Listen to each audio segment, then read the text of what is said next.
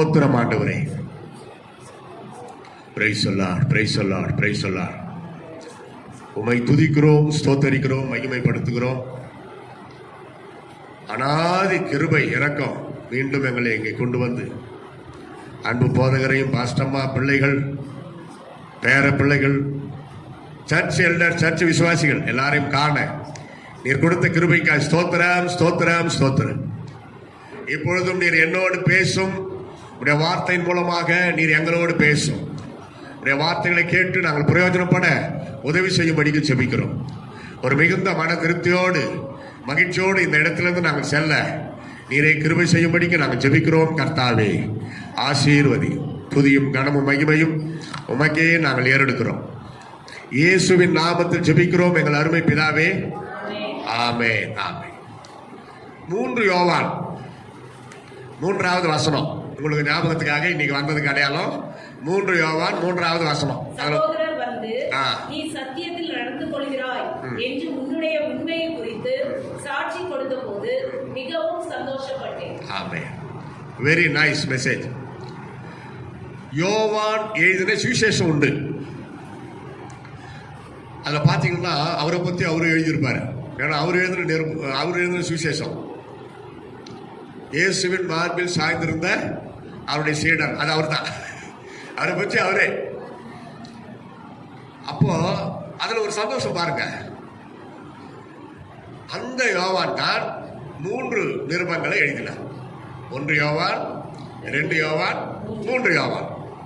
அதை தொடர்ந்து பார்ப்பீர்களே. ஆனால் வெளிப்படுத்தின விசேஷம் இயேசு கிறிஸ்துவால் வெளிப்படுத்தப்பட்டது. அது யாருக்கு அந்த சிலாக்கியம் கிடைத்தது என்றால் திவ்ய வாசகனாகிய யோவானுக்கு கிடைத்தது. அப்ப அவருக்கு எவ்வளவு சிறப்பு இடம் பாருங்க. யோவான் எழுதின சுவிசேஷம் 3 சுவிசேஷங்களில் காணப்படாத அற்புதங்கள், அடையாளங்கள், வார்த்தைகள் அந்த சுவிசேஷத்தில் நாம் பார்க்கலாம். அதை தொடர்ந்து 3 நிருபங்கள் ரத்தன சுருக்கமா இருக்கிறதை பார்க்கலாம். இயேசு கிறிஸ்து பேசிய வார்த்தைகள் பைபிள்ல கடைசியில முடிவடைகிறது வெளிப்படுத்தின விசேஷத்துல. சுவிசேஷ நூல்களிலே இயேசுவே பேசின வார்த்தைகள் இயற்கையாவே அவர் இந்த உலகத்தில் இருந்தப்போ மறுபடியும் வந்து யோவான் இடத்துல உட்கார்ந்து நான் சொல்றதெல்லாம் எழுது, இனி காலம் செல்லாது, காலம் சமீபமா இருக்கிறது என்று சொல்லி யோவானுக்கு வெளிப்படுத்தி அவர் எழுதினது தான் வெளிப்படுத்தின விசேஷம். அது யாருக்கும் டவுட் வரக்கூடாதுன்னு சொல்லி தான் திவ்ய வாசகனாகிய யோவானுக்கு வெளிப்படுத்தின விசேஷம் என்று பார்க்கிறோம். எல்லாமே சிறப்பானது. சரி, இதுதான் முன்னுரை யோவான் பற்றி. நீ சத்தியத்தில் நடந்து கொள்ளுகிறாய் என்று உன்னுடைய உண்மையை குறித்து சாட்சி கொடுத்த பொழுது மிகவும் சந்தோஷப்பட்டேன். இந்த வசனத்தில் 2 முக்கியமான வார்த்தை கவனிங்கள். சத்தியத்தில், உண்மை. ஆனா ஆங்கிலத்தில் 2மே ஒண்ணுதான். Truth, truth. உண்மைக்கும் ட்ரூத், சத்தியமும் ட்ரூத். இங்கிலீஷ்காரங்க எல்லாத்தையுமே நிறைய சுருக்கிட்டாங்க. ஏன்னா எழுத்து 26 தான். நம்ம அத்தை, சித்தி, பெரியம்மா, பெரியப்பா, மாமி எல்லாம் சொல்றோம். எல்லாத்துக்கும் சேர்த்து அவன் ஆண்டின்னு வச்சிட்டான் இங்கிலீஷ்ல. தமிழ்ல மட்டும்தான் இப்படி. இதுதான் தமிழ்ல தான் ரொம்ப நல்லா. ஆண்டின்னா என்ன, யாரு கேட்க வேண்டியதா இருக்குது இல்லையா? அதே போல அங்கிள்னு மாத்திட்டான். சித்தப்பா, பெரியப்பா, மாமா எல்லாரையும் ஒரு சேர்த்து அங்கிள்னு ஆகிட்டான். அது யாரு தெரியாது. அதே போல பாருங்க, ஒயின், புளிப்பில்லாத போதை ஏறாத திராட்சை ரசமோ ஒயின், போதை ஏறுகிற திராட்சை ரசமோ ஒயின். பைபிள் அப்படி சில சிக்கல். அதைத்தான் திருவிருந்த படிச்சுட்டு இயேசு கிறிஸ்துவே போதை ஒயின் குடிச்சிருக்கிறாருட்டான். அந்த அளவு யோசிக்கிற சக்தியே கிடையாது நிறைய பேர். திராட்சை ரசம் வேற, மதுபானம் வேற. மதுபானம், மது, அதே திராட்சை ரசத்தை குளிக்க வைத்து போதையாக்கி குடிக்கிறார்கள். அதுதான் பைபிள் ஆதியாகமம் முதல் வெளிப்படுத்தல் வரை போதையை நம்முடைய நிலைப்பாட்டுக்கு மீறி, நம்முடைய சுய அந்த ஆக்டிவேஷனுக்கு மீறி செயல்படுகிற அந்த போதையை வன்மையாக கண்டிக்கிறது. நீ நார்மலா இருக்கும், போதைக்கு போயிடாத. அது உன் வாழ்க்கையை, உன் நரம்பு மண்டலங்களை கெடுக்கும். ஐயோ யாருக்கு வேதனை, யாருக்கு துக்கம். துக்கம், யாருக்கு காரணம் இல்லாத காயங்கள், யாருக்கு ரத்தம் கலங்கின கண்கள், அப்படியெல்லாம் ஒரு லிஸ்ட் கொடுக்குறார். பழைய ஏற்பாட்டிலே பாருங்க. முடிவு அவர் கொடுக்குற இது பதில் பார்த்தீங்கன்னா, மதுபானத்தை குடிக்கிறவர்களுக்கும் நாடுகிறவர்களுக்கும் தானே, அப்படி அது இன்னும் நிறைய கொடுக்குறார். அதனால வேதம் வன்மையாக எல்லா பாவங்களையும் கண்டிக்கிறது போல இதையும் கண்டிக்கிறது. அது மட்டும்தான் பாவம் நான் சொல்லல. எதெல்லாம் பைபிள்ல பாவம் என்று ஆண்டவர் சொல்லி இருக்கிறாரோ அது எல்லாமே பாவம் தான். நம்ம அதை பற்றி யோசிக்கணும். குடிச்சுட்டு துன்மார்கனா மாறி வர்றவங்க போறவங்க எல்லாம் அடிச்சு கலாட்டா பண்ணி வீட்டில் வந்து மனைவி பிள்ளைகளை அடிச்சு கொடுமைப்படுத்துற பாவம், அது எவ்வளவு கொடுமையோ அதே போலதான் அதே தண்டனை அப்படியா பட்டவங்களுக்கு கிடைக்கிற அதே நரகம் தான். எந்த ஆர்ப்பாட்டமும் இல்லாம, எந்த குழப்பமும் இல்லாம, எந்த டெரரிசமும் இல்லாம பேசுகிற பொய், லை டங், லை வேர்சஸ், பொய்யர் அனைவரும் இரண்டாம் மரணமாகிய அக்னி கந்தகம் இருக்கிற கடலிலே பங்கடைவார். பாருங்க, அவனுக்கும் அதே நரகம் தான், இவனுக்கும் அதே நரகம். யாரையும் பாதிக்காது. பொய் சொல்லுவது யாரையுமே பாதிக்காது. இப்போ என்கிட்ட ஒருத்தர் வந்து பேசுறாரு, அவர் பொய் சொல்றாருன்னா அவருக்கு தான் தெரியும். பொய் சொல்றாருன்னா அவருக்கு தான் தெரியும், எனக்கு தெரியாது. நான் பேசாம கேட்டுக்கிட்டு தான் இருப்பேன், எனக்கெல்லாம் தெரியும். அவர் சொல்றதை நம்பி கேட்டு தான் இருப்பேன். அதுக்கெல்லாம் ஒரு தனி வரம் வாங்கின்னு உட்காந்துருந்தா யார் யார் பொய் பேசுறாங்கன்னு ஆராய்ச்சி பண்றதுக்கு நம்மளால முடியாது. நம்ம பொய் பேசாம நம்மள பரிசுத்தமா காத்துக்கொள்ள வேண்டும். அல்ல சொல்லுங்க, ஆமே. அதனால பாவம் அது சொல்றேன் பாருங்க, பாவம் எல்லாமே பாவம் தான். எல்லா பாவங்களுக்கும் நரக ஆக்கினை உண்டு என்று பரிசுத்த வேதம் தெளிவாக வலியுறுத்துகிறது. அதே போலதான் எல்லாமே நம்ம நினைக்கிறோம். எனக்கு ரொம்ப நாளா ஜெயிலுக்கு போகணும்னு ஆசை. போயிட்டேன். பயந்துராதீங்க, யாரையும் போட்டு தள்ளிட்டு போனோம்னு நினைக்காதீங்க. சுவிசேஷத்தை அறிவிக்கிறதுக்கு அப்படியே ஜெயில பார்க்கணும்னு ஆசை. பெங்களூர்ல ஒரு சந்தர்ப்பம் கிடைச்சது. அக்ரஹாரம் அங்க அதான் அந்த கர்நாடகாவில் பெரிய ஒரு சிறைச்சாலை. ஒரு போதகர் ரெக்கமெண்ட் பண்ணாரு, அவரும் என் கூட வந்தார். அங்க நீங்க யாரும் போனல இன்னும், அதனால சொல்றேன். அங்க நம்ம கையில் இருக்கிற எல்லாத்தையும் வாங்கி வச்சுக்குவாங்க. பைபிள் மட்டும் தான் அலோவ் பண்ணுவாங்க. செல்போன், மணி பர்ஸ், வாட்சு எல்லாத்தையும் அங்கே கழட்டி கொடுத்துடணும். பைபிள் நீங்க ஊழிய செய்யறதுக்கு தானே வந்தீங்க, அதனால பைபிள் கொண்டு போகலாம். அப்புறம் அங்கே சைன் பண்ண சொன்னாங்க. அங்கே சில ரூல்ஸ் எல்லாம் இருக்குது, படிச்சுட்டு கழுத்து போட்டோம். நம்ம கையில் ஒரு சீல் போடுறாங்க, இந்த இடத்துல ஒரு சீல். அது அலையாமல் நம்ம பார்த்துக்கணும் பத்திரமா. ஏன்னா வெளியே வர்றப்ப அதை காட்டணும். இதுதான் அங்கே ரூல்ஸ். போனோம். 2 மணி நேரம் இயேசு வருகை பற்றி, பரலோகத்தை பற்றி பேசுறேன். 200 பேருக்கு மேலே இருந்தாங்க அண்டர் கிரவுண்டில். அவங்களுக்கு தகவல் போயிருக்குது, ஒரு ஃபாதர் வராரு, உங்களுக்கு போதனை கொடுக்க போறாரு. 2 மணி நேரம் பேசி முடிச்சுட்டு, எப்போ அதெல்லாம் சொல்ல டைம் இல்லை. அங்கே போனதனுடைய அனுபவம் பாருங்க. ஐயா, இன்னைக்கு என் பேரை ஏசப்பா ஜீவ புஸ்தகத்தில் எழுதிட்டாரு. நான் பயந்துகிட்டு இருந்தேன். ஏசப்பா இன்னைக்கு என்னை ரட்சித்தாரு. நான் இன்றைக்கு மறித்தாலும் மோட்சத்தில் இருப்பேனாலும் சாட்சி சொன்னாங்க. ஏன்னா கொடுக்கப்பட்ட செய்தி அப்படி. அவ்வளோ பேர், ஏதோ ஒரு 2-3 பேர் தாய்களை வெளியே கடைசியில் நின்றுட்டாங்க. மற்றவங்க எல்லாரும் விடுதலையோடு வந்து ஒப்பு கொடுத்து அழுது கண்ணீரோடு செவம் பண்ணாங்க. இந்துக்கள் நிறைய பேர், கிறிஸ்துவெல்லாம் அவ்வளோவா கிடையாது, ஏதோ 1-2 இருக்கலாம். எனக்கு ரொம்ப சந்தோஷம். எதுக்காக இந்த ஜெயில் மேலே ஆசை உண்டாக்கி ஜெயில் ஊழியத்தை கொடுத்தாருன்னா அன்றைக்கி தான் நான் உணர்ந்தேன். அப்பா, உங்கள் ஆசை நிறைவேற்றிட்டீங்க, என் ஆசை நிறைவேற்றிட்டீங்க, ரொம்ப சந்தோஷம்னு ஸ்தோத்திரம் பண்ணேன். அதோடு நான் போயிடாம ஒரு ஆராய்ச்சி, ஒரு ஆய்வு ஒன்று நடத்தினேன். அது என்னவென்றால், ஒவ்வொருத்தரையும் கூப்பிட்டு, சரி நல்லா சொன்னீங்க சாட்சி, ஏசப்பா உங்களை ரட்சித்தாரு, என்ன எதனால் வந்தீங்கன்னு கேட்டேன். நீங்கள் என்ன தப்பு பண்ணிட்டு இந்த ஜெயிலுக்கு வந்தீங்கன்னு கேட்டேன். இதான் நான் கேட்டது. போனது போச்சு, நீங்கள் மன்னிப்பு கேட்டீங்க ஏசப்பா கிட்ட. சட்டப்படி நீங்கள் தண்டிக்கப்பட்டாலும், உங்களை தூக்கிலிட்டாலும் நீங்கள் சட்டப்படி தண்டிக்கப்படுகிறீர்கள். ஆனால் இன்றைக்கு நீங்கள் இயேசு கிட்ட வந்துட்டதுனால ஏசப்பா கிட்ட போறீங்க. அந்த நம்பிக்கை எல்லாம் உண்டாக்கிட்டேன். என் கேள்வி விசாரிப்பு என்னன்னா, எதனால் நீங்கள் இந்த சிறைச்சாலைக்கு வந்தீர்கள், என்ன தப்பு என்ன தவறு செய்தீர்கள், அதான் என் கேள்வி. 99% அவங்க சொன்ன பதில் என்ன தெரியுங்களா? கொஞ்சம் பொறுமையா இல்லாத போயிட்டயா, கோபத்தை கொஞ்சம் கண்ட்ரோல் பண்ணாம போயிட்டயா. கோபம் ஆரம்பத்திலே நான் அந்த பிரச்சனையை விட்டு வெளியே போகாம போயிட்டு இருந்தா நல்லா இருந்திருக்கையா. இதுதான் அவங்க சொல்றாங்க. ஆரம்பத்தில் யாருமே பாவம் செய்யறதில்ல. அதில் ஒருத்தர் தெளிவா சொல்றாரு, என் மனைவி கோபத்தை நல்லா ஏற்றி விட்டுட்டாங்க, நானும் அந்த நேரத்தில் டீ குடிக்கிறதுக்கு என்ன வெளியே போயிட்டு இருந்தா கூட நல்லா இருந்திருக்கும், நான் போகல, அந்த இடத்த விட்டு நகரல. பதிலுக்கு பதில் சண்டை பெருசாகி என் மனைவியும் எனக்கு என்ன திட்டினா எனக்கு கோபம் ரொம்ப அதிகமாக ஏறும்னு எனக்கு என் மனைவிக்கு நல்லா தெரியும். நல்லா ஏற்றி விட்டாங்க. கோபம் அதிகமாகி வீட்டில் இருந்த கத்திட்டு வெட்டிட்டேன், பக்கத்தில் இருந்த அருவாலத்தை வெட்டிட்டேன், கடப்பாரியை எடுத்து போட்டு தள்ளிட்டேன், தண்ணீர் போட்டு அமுக்கிட்டேன். அதாவது ஒருத்தர் சொல்ற ஸ்டேட்மெண்ட். அவங்க சொன்ன ஒரே ஒரு வார்த்தை, கொஞ்சம் பொறுமையா இல்லாம போயிட்டேன், கோபத்தை அடக்காம போயிட்டேன், கொஞ்சம் அப்படி வெளியே போயிடாம இருந்துட்டேன். இதாயா இதுக்கெல்லாம் காரணம். பாத்தீங்களா? அதைத்தான் நான் சொல்றேன், கோபத்தை நெகிழ்ந்து உக்கிரகத்தை விட்டு விடு. அப்ப கோபம் ஒரு மனுஷனை நரகத்துல கொண்டு போய் சேர்க்கிறதா இல்லையா? சொல்லுங்க. அவனே சொல்றானே, அதாவது கோபப்படுறவங்கள போய் பார்த்துருக்கீங்களா? இனிமேல் பாருங்களா, இந்த பாரு எனக்கு கோபம் வந்துச்சு நான் மனுஷனாவே இருக்க மாட்டேன். அவனே சொல்றான், எனக்கு கோபம் வந்துச்சு நானே மனுஷனாவே இருக்க மாட்டேன். இன்னொருத்தன் என்ன சொல்றான், இந்த பாரு இவ்வளவு நேரம் பொறுத்து இருந்தேன், இதுக்கு மேல நீ எதுனா பேசினது எனக்கு கோபம் வந்தா நான் என்ன பண்ணுவேன்னு எனக்கு அதையும் அவனே ஒத்துக்கிறான். இப்படி ஒண்ணு யோசிச்சு பாருங்க. இன்னொரு இடத்துல பாத்துக்கிறீங்களா? நானே பாத்துருக்கிறேன்.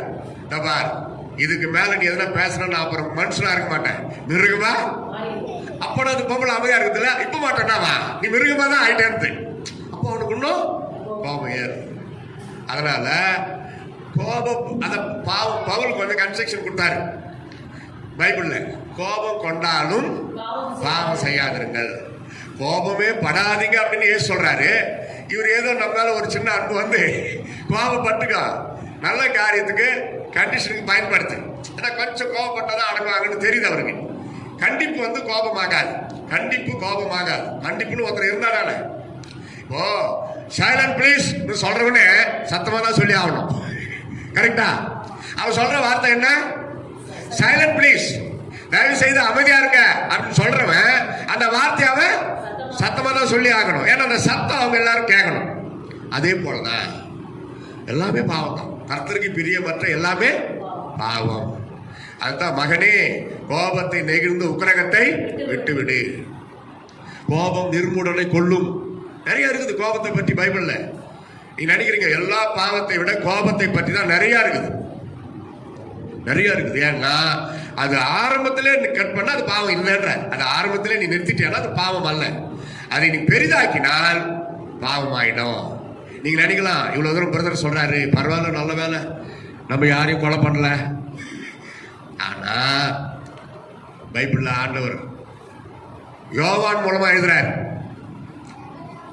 ஆண்டவரை நேசிக்கிறேன் என்று சொல்லியும் தன் சகோதரனை நேசிக்காதவன் மனுஷ கொலை பாதகனாய் இருக்கிறான். தன் சகோதரன் மீது அன்பு கூறாமல் இருக்கிறவன் கொலை பாதகன்.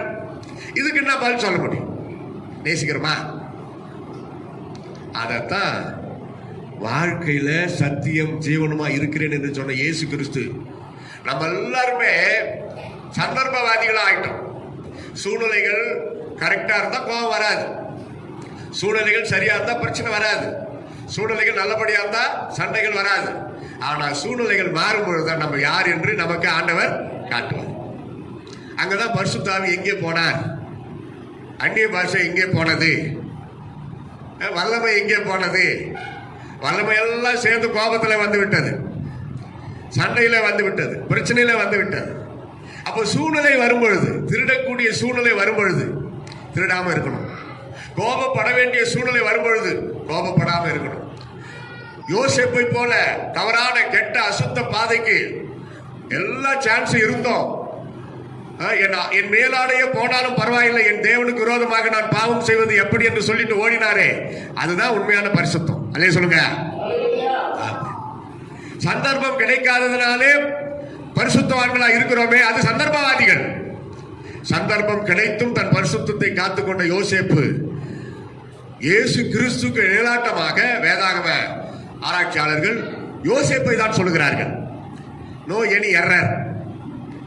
no any remark about Joseph in Old Testament. New Testament also. நீதிமானா இருந்ததனால் புதிய ஏற்பாட்டில் ரகசியமாய் தள்ளிவிட யோசித்தார். நான் நீதிமான் என்பதனால அவமானப்படுத்த மனதில்லாமல் என்ன அருமையான வேற யாரும் அந்த ஊரெல்லாம் பரப்பி கலாட்டா பண்ணி அந்த மரியாமா பேரை கெடுத்து நாசமாக்கிட்டு இருப்பாங்க. யோசேப்பு நீதிமானா இருந்ததனால் ரகசியமாய் விசாரித்து இதற்கு யார் காரணம் சொல்லுமா, அந்த மாப்பிள்ளையே உனக்கு கல்யாணம் பண்ணி வைக்கிறேன்னு சொல்லி அந்த மாதிரி தான் பேசியிருக்கிறார். ஆனால் மரியாளிடத்திலே பேசின அதே தேவதூதன் யோசேப்பின் சந்தேகத்தை நிவர்த்தி செய்தபடியினாலே யோசேப்பின் சந்தேகம் நீங்கி அவர் மரியாதை நேசிக்கவும் ஆதரிக்கவும் அவர் ஆசைப்பட்டு தொடர்ந்து அவர் ஆதரித்தார். அப்போ உண்மை எதுவென்று தெரியாமல் அவர் தன்னை நாசமாக்கி கொள்ளாமல் மாயைக்கு இடம் கொடுக்காமல் நீதிமானாக. பழைய ஏற்பாட்டு யோசேப்பு பாருங்கள், போர்த்திபார் மனைவிக்கு கீழ்ப்படிந்தா அந்த அரண்மனையில தான் லீடர். ஆனா கர்த்தருக்கு கீழ்ப்படிந்ததுனால எகிப்து தேசத்திற்கே பிரதமர். அல்லேலூயா சொல்லுங்க. அந்த அளவுக்கு அவரை உயர்த்தியது. அவர் கேட்ட அந்த கேள்வி, என் தேவனுக்கு விரோதமாக நான் பாவம் செய்வது எப்படி? ரொம்ப பிடிக்கும். அப்படி ஒரு இத்தனைக்கும் அந்த காலத்துல பரிசுத்த ஆவியானவர் நிரந்தரமாய் பொழியப்படவில்லை. பழைய ஏற்பாட்டு காலத்துல பரிசுத்த ஆவியானவர் அப்பப்போ அவங்களுக்குள்ள இறங்கி பேசிட்டு போயிடுவார்.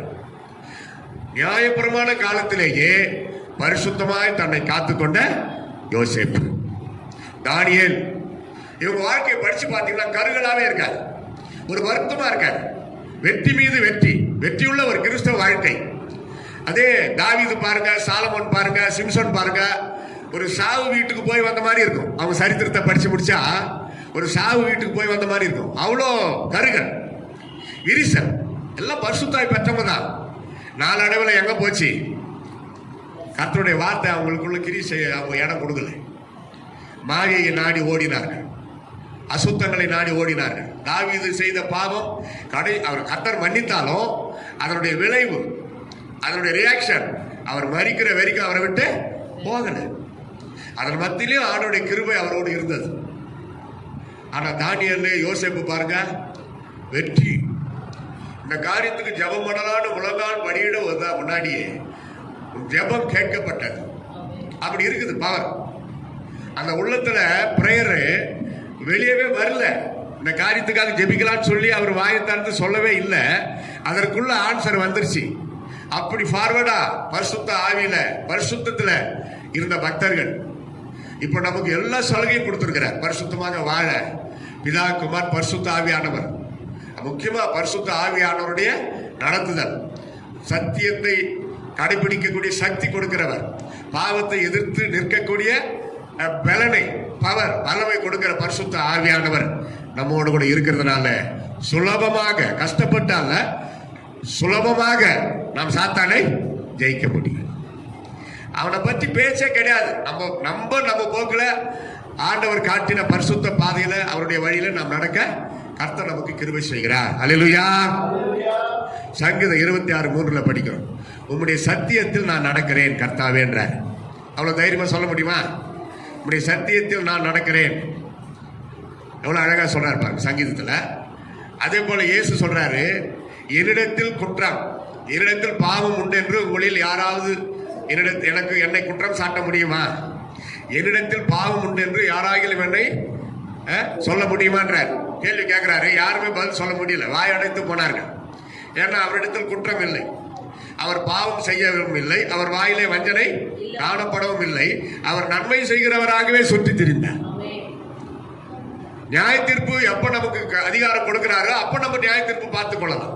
இப்ப நம்ம வேலை கிருபை கொடுக்கணும். வாரி வழங்கு, இரக்கம், வாரி வழங்கு, மன்னிப்பு. யாரா இருந்தாலும் மன்னிச்சிரு. பிதாவானவர் அவர் கட்டளையிட்டதா தான், மன்னிச்சிரு, மன்னிச்சிரு மகனே, மன்னிச்சிரு. யோசித்து பாத்தீங்களா? இயேசு கிறிஸ்து கெத்செமனே தோட்டத்துக்கு போன பிறகு அவர் சிலுவையில் அறையப்படுவதற்கு இடையில அந்த ஒரே ராத்திரியில 6 பேர் நியாயம் விசாரித்தார்கள். மண்ட காயம் நம்மளால, அதுவும் நைட் டைம். கெத்செமனே தோட்டத்திலேயே அவருக்கு உயிர் போயிருக்க வேண்டியது. பழசிக்கினார். ஏன்னா அவர் சிலுவையில் மரிக்கணும் என்பது பிதாவின் சித்தம். எதனால கெட்செமனே தோட்டத்திலே உயிர் போயிருக்கணும்? ரத்த வேர்வை வந்தால் உயிரோடு இருக்க முடியாது. அதுவும் கெட்செமனே தோட்டம், குளிர்ச்சியான இரவு நேரம். எப்படி வேர்க்கும்? எப்படி ரத்த நாளங்கள் வெடிக்கும்னா அந்த பாடுகள், அந்த உலகத்தின் பாவங்கள், ரத்த வேர்வை சிந்தி ஜெபிக்கிற அளவுக்கு முழங்கால் படிட்டு ஜெபித்தார், முகக்குப்புற விழுந்து ஜெபித்தார். ஜபத்தை மட்டும் உடலை பாருங்களேன். ஜபம் முடிஞ்சிருச்சு, காட்டி கொடுத்துட்டான். யூதாஸ் காரியத்தை அவன் வேலையை அவன் செய்துட்டான். விசாரணைக்கு வரார். அவரை விசாரித்தவங்க 6 பேர் யார் தெரியுமா? மறந்து நான் ஞாபகப்படுத்துறேன். அண்ணா, அண்ணான்னு சொன்னதே பக்கத்துலேயே தம்பின்றாதீங்க. அண்ணா பேர் அண்ணா. அப்புறம் காய்பா 2, 3 ஆரியர் சங்கம், அது ஒரு டீம். அவங்க விசாரிக்கிறாங்க. அவங்க எத்தனை பேரும் தெரியாது. இயேசுவை உட்கார வச்சோ நிக்க வச்சோ மணிக்கு மணிக்கு மணிக்கு கேட்டிருப்பாங்க எல்லாரும். அச்சா. அப்புறம் ஏரோது, அப்புறம் பிலாத்து, பிலாத்து 4வது பிலாத்து, அப்புறம் ஏரோது, மறுபடியும் ஏரோது, பிலாத்து, பிலாத்து, ஏரோது, பிலாத்து. கடைசியில் பிலாத்து விசாரிச்சு மரண தண்டனை கொடுத்துட்டான். இவ்வளோ பேரையும் சிலுவையில் தொங்குறப்போ பிதாவே இவர்களுக்கு இப்ப யோசித்து பாருங்க, நம்ம அப்படிப்பட்ட ஒரு அன்பு இருக்குதா? பைபிள்லே இருக்குது. யாரை நம்ம மன்னிக்கணும்? யாராவது வந்து நம்ம அவங்க பண்ண தப்புக்கு நம்ம கிட்ட மன்னிப்பு கேட்டாதான் மன்னிக்கணும். அதான் நியாயப்பிரமாணம். மன்னிப்பு கேட்கணும். 2 காலில் வந்து விழணும். 3 மனம் கசந்து அழணும். இந்த 3ல ஏதாவது ஒன்று செஞ்சாதான் நம்ம மன்னிக்கணும். அதான் நியாயப்பிரமாணம். இவங்க யாரும் வந்து இயேசு கிறிஸ்து கிட்ட மன்னிப்பு கேட்கல, காலிலே விழல, அப்புறம் மனக்கசந்தம் அழல. ஆனாலும் தாங்கள் செய்கிறது இன்னதென்று அறியாது இருக்கிறார்களே. சத்தியத்தில் நடவுங்கள், நானே வழி சத்தியம் ஜீவனுமா இருக்கிறேன் என்று சொன்ன ஆண்டவர் இயேசு அதை கடைபிடித்தார். அல்லேலூயா. நம்மை கவர்ந்த ஒரு காரியம். ஆரம்பமே சிலுவையில் தொங்குறப்பவே பிதாவே இவர்களுக்கு மன்னியும்.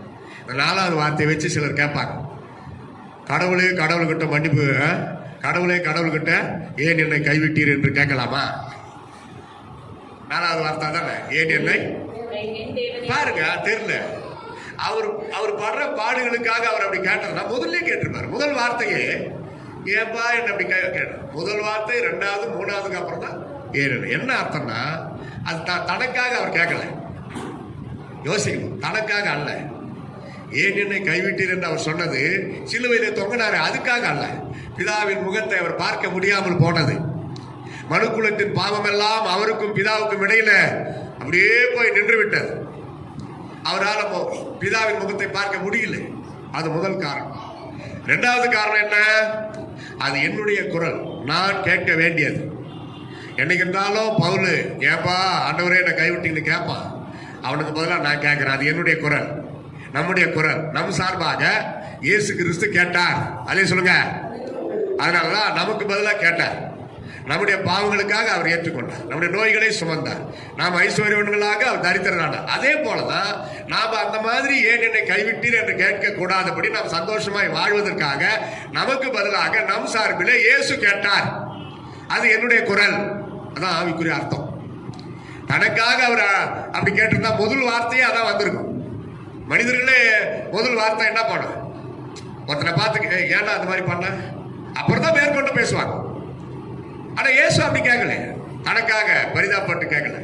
சுய பரிதாபமா இயேசு கிறிஸ்து கேட்கல. இயேசு கிறிஸ்துக்கு பரிதாபமே பிடிக்காது. சுய பரிதாபம் பைபிள் படி அது வந்து நல்லதும் கிடையாது. சுய பரிதாபம் ஒரு பாவம்ன்றார்.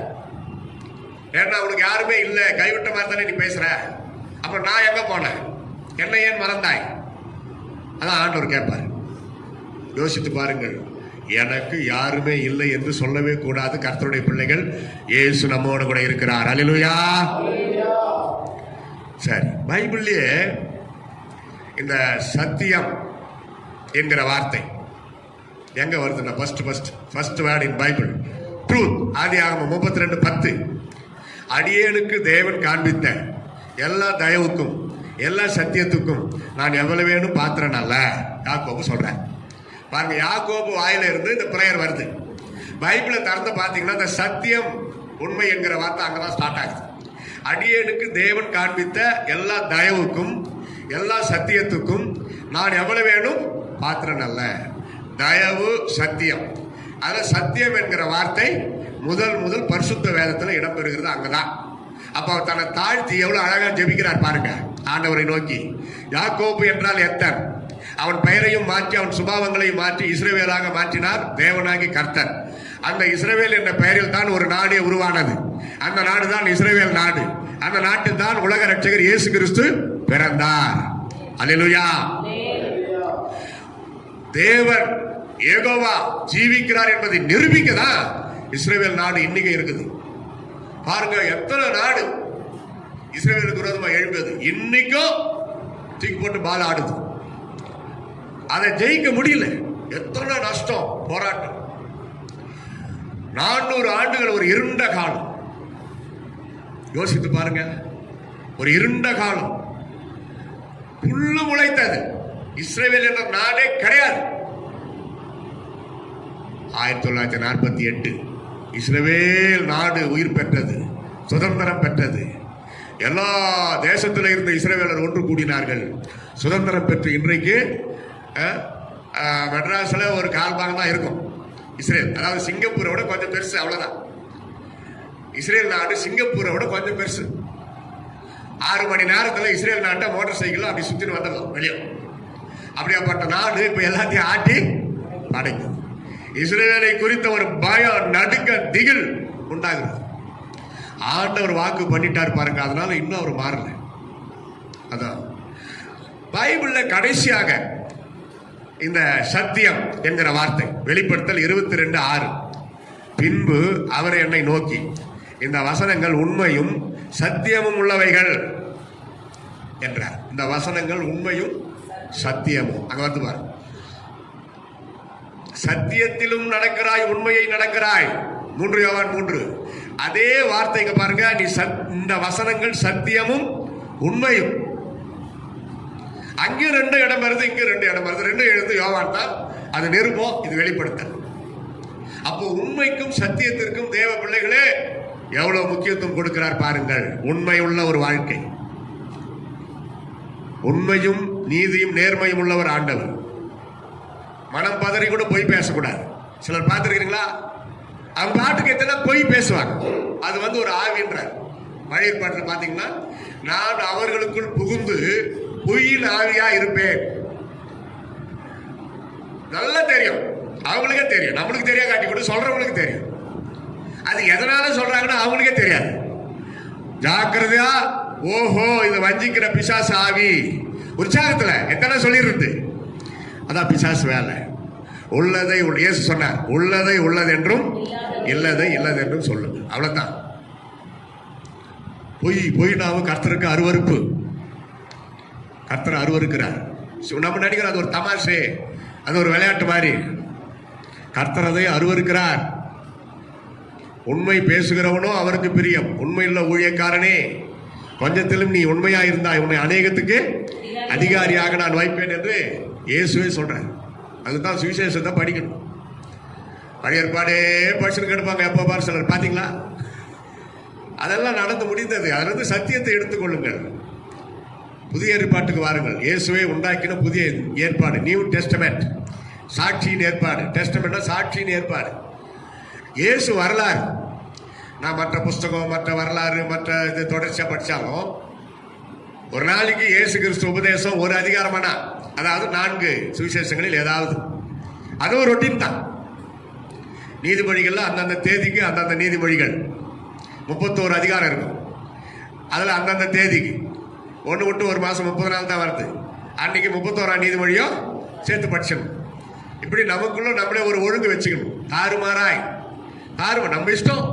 எப்போ டைம் கிடைக்குதோ பைபிளை படிக்கிறது, எப்போ டைம் கிடைக்குதோ ஜெபம் பண்றது, எப்போ நான் உட்காந்துக்கிட்டு எடுத்து வச்சுக்கிறது. அது படிக்கிறாங்களோ இல்லையா, யாராவது பார்த்துட்டு நம்ம பைபிள் படிக்கிறோம்னு நினைச்சுக்கணும்ட்டு, அது மாய்மாலம். கர்த்தர் அவைகளை அருவருக்கிறார். மற்றவங்க பார்க்கணுன்றதுக்காக பைபிள் எடுத்து வச்சு உட்காந்து கூடாது. தனிமையில அந்தரங்கத்தில் வேதத்தை எடுத்து படித்து தியானம் பண்ணி அந்த ஒர்க் முடிச்சிடணும். யாரும் இல்லாதப்பவே காலையில் 5-6 முடிக்கணும் அந்த காரியங்களை. நைட்டு 12:30 1 மணிக்கு வந்து தூங்குறாங்களா பாவம், வேலை செஞ்சுட்டு அவங்க கொஞ்சம் லேட்டாக எழுந்துக்கலாம். அவங்கள நம்ம குறை சொல்லவும் முடியாது. மற்ற நேரங்கள் எப்போ நமக்கு விடுதலையோடு ஃப்ரீயா இருக்குதோ தாராளமா பரிசுத்த வேதத்தை படிக்கலாம், ஜெபிக்கலாம், வேதம் சம்பந்தப்பட்ட ஆவிக்குரிய புஸ்தகங்களை படிக்கலாம். என் சிறு பருவம் முதல் ஆவிக்குரிய புஸ்தகம் அப்படி பிடிக்கும், இன்னைக்கு வரைக்கும் அலாது பிரியம். நான் வேலூர் ITI காலேஜில் படிக்கிறப்ப டிஜிஎஸ் தினகரன் ஐயா ஒரு வாரம் நடத்தினார் வேலூர் கோட்டை மைதானத்தில். பகல் கூட்டமும் நடக்கும் CSI சென்ட்ரல் சர்ச்சில். நான் வாலிட்டரா நானா போய் சேர்ந்துக்கிட்டேன். நான் என்னால் முடிஞ்சாலும் உதவி செய்கிறேன். சைக்கிளை நிற்க வச்சு அது மேலே ஏறி நின்று வால் போஸ்டர்லாம் ஒட்டினேன், இந்த கம்மெல்லாம் போட்டு. அப்படியெல்லாம் அந்த காலத்திலே ஊழியம், அதான் எனக்கு ஊழியம். அப்போ 2 புக்கு விளம்பரம் பண்ணாங்க. அப்போ டாக்டர் புஷ்பராஜும் டிஜிஎஸ் தினகரன் ஐயா ஒன்றா இருந்த காலகட்டம். அவர் தான் விளம்பரம் பண்ணுறார். பிரதர் டிஜிஎஸ் தினகரன் ஐயா எழுதிய ஆவிக்குரிய நூல்கள், அதில் உருகாயோ நெஞ்சமே, இன்னொரு புஸ்தகம் குணமாக்கும் தழும்புகள். இது 2 சேர்ந்து 20 ரூபாய். ஆனால் அவங்க கன்ஸ்ட்ரக்ஷனில் விற்றாங்க. 2 வாங்கினா ஒன்றா 10 ரூபாய்க்கு கிடைக்கணும். அந்த 10 ரூபாய்க்கு நான் பட்ட பாடு எனக்கு தான் தெரியும். கடன் வாங்கினேன். அந்த 2 புஸ்தகத்தை வாங்கறதுக்கு நான் கடன் வாங்கினேன். வாங்கி படிக்க படிக்க படிக்க படிக்க அன்னைக்கு ஆரம்பிச்ச அந்த ஆவிக்குரிய வாஞ்ச இன்னைக்கும் அத ஆவிக்குரிய புஸ்தகம் இப்ப கூட இலக்கியம் நிறைய வந்து. இலக்கியத்திற்கு கிறிஸ்தவம் சளைத்தது அல்ல. என்னதான் வாட்ஸ்அப், யூடியூப், சைக்கிள் டியூப் வரட்டும், ஆவிக்குரிய புஸ்தகங்களுக்கு மவுசு இன்னைக்கும் இருக்குது. நம்ம பாஸ்டர் அனுப்பாரு இந்த பத்திரிக்கை ஒன்று நாங்கள் வச்சுக்கிட்டு மீதி அங்கங்க போய் கொடுத்துருவோம். எங்கள் மகன் தான் போய் கொடுத்துட்டு வந்துடுவார் படிக்க. பாவம் அவ்வளோ அழகாக குரியரில் அனுப்புறாரு, சும்மா விட்டுறக்கூடாது. ஏதோ ஜனங்க படித்து பிரயோஜனம் படுத்தோம், நம்ம கடமை நம்ம கொடுக்கணும். அதான் ஒரு பக்கத்தையும் படிக்கணும். நடந்து ரோட்டில் போகிறப்ப கூட எதனா ஒரு பேப்பர் இருந்தால் அதை எடுத்து படித்து பார்க்கறது படிக்கிற வயசில். அதான் அந்த ஆசை வார்த்தை என்னமோ குப்பையில் கிடைக்குது, படிக்க மாட்டாங்க. சரி, அடுத்தது பாருங்க, யோவான் 8:32, சத்தியத்தையும் அறிவீர்கள், சத்தியம் உங்களை விடுதலை ஆக்கும். யோவான் 14:6 எல்லாருக்கும் தெரியும். நானே I am the way, the truth and the life. யாத்திராகமம் 34:6, கர்த்தர் இரக்கமும் கிருபையும் நீடிய சாந்தமும் மகா தயையும், அதே நேரத்தில் முடிக்கிறார், சத்தியமும் உள்ள தேவன். அதெல்லாம் அவர் மாற மாட்டார். கர்த்தர் எல்லா சலுகை கொடுக்கிறாரு. ஆனா தப்பு செய்தா தண்டிக்காம விட மாட்டார். தகப்பன் தான் நேசிக்கிற தன் புத்திரனை சிட்சிக்கிறது போல தேவன் யாரை நேசிக்கிறார் அவர்களை சிட்சிப்பார். மகனே, கர்த்தர் உன்னை சிட்சிக்கும் பொழுது சோர்ந்து போகாதே.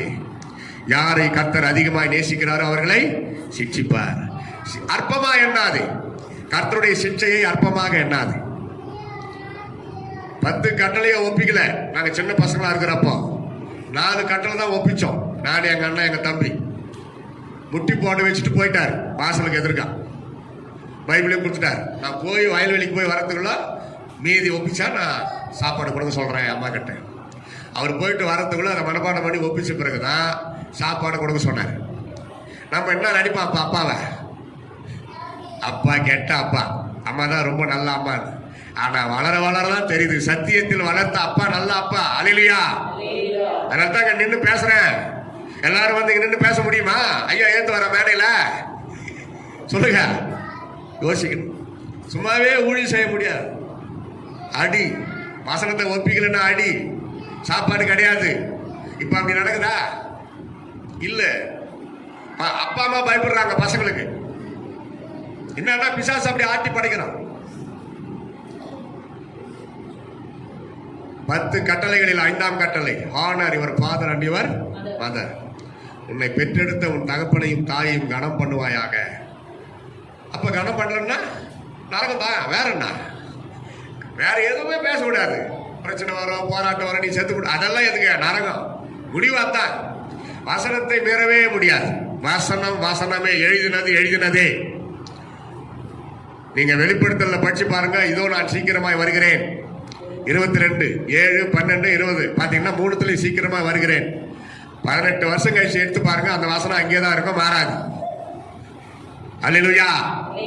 ஆண்டவர் மாறாதவர், அதனால வசனமும் மாறாது. அதனால சத்தியவான் எவனும் என் சத்தம் கேட்கிறான். யோவான் 18:37 இயேசு அப்படி சொல்லுகிறார். கடைசியாக சங்கீதம் 15:1-2 படிக்கிறோம். யாரு பரலோகம் போவாங்கன்னு ஒரு லிஸ்டே கொடுக்கிறார். அந்த 15 சங்கீதம் 15 அப்படியே ஃபுல்லா போடணும் ஸ்கிரீன்ல. சாம்ஸ் 15 ஃபுல்லா போடுங்க. நம்ம அந்த லிஸ்ட்ல இருக்கிறோமான்னு பாருங்க. கர்த்தாவே, யார் உம்முடைய கூடாரத்தில் தங்குவான்? யார் உம்முடைய பரிசுத்த பர்வதத்தில் வாசம் பண்ணுவான்? உத்தமனாய் நடந்து நீதியை நடப்பித்து மனதார சத்தியத்தை பேசுகிறவன் தான். இது ஒரு முன்னுரை. தொடர்ந்து அடுத்த வசனம். அவன் தன் நாவினால் புறக்கூறாமலும் தன் தோழனுக்கு தீங்கு செய்யாமலும் தன் அயலான் மேல் சொல்லப்படும் நிந்தையான பேச்சை எடுக்காமலும் இருக்கிறான். பாருங்க, நம்ம கிட்ட அந்த சுபாவம் இருக்குதா பாருங்க. நெக்ஸ்ட்.